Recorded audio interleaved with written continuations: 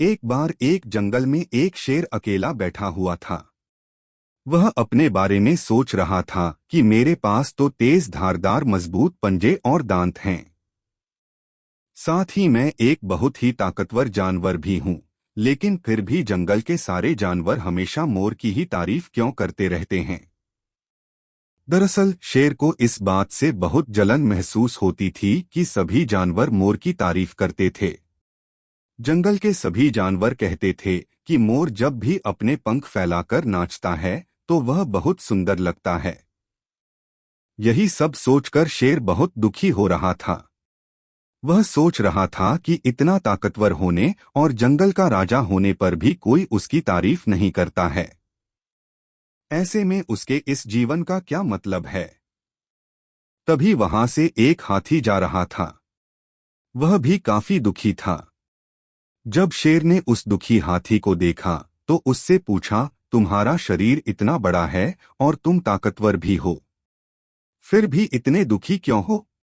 तुम्हें क्या परेशानी है? दुखी हाथी को देखकर शेर ने सोचा कि क्यों न मैं इस हाथी के साथ अपना दुख बांट लूं। उसने आगे कहते हुए हाथी से पूछा कि क्या इस जंगल में ऐसा कोई जानवर है जिससे तुम्हें जलन होती हो और वह तुम्हें हानि पहुंचाता हो?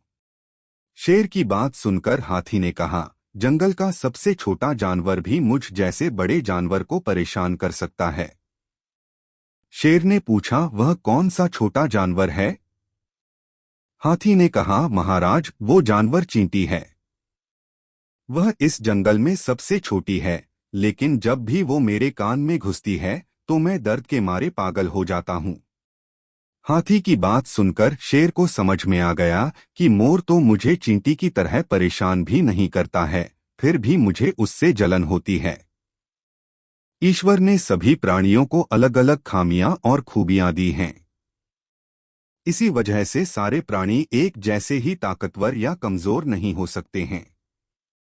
इस तरह शेर को यह समझ में आ गया कि उस जैसे ताकतवर जानवर में भी खूबियों के साथ कमियां हो सकती हैं।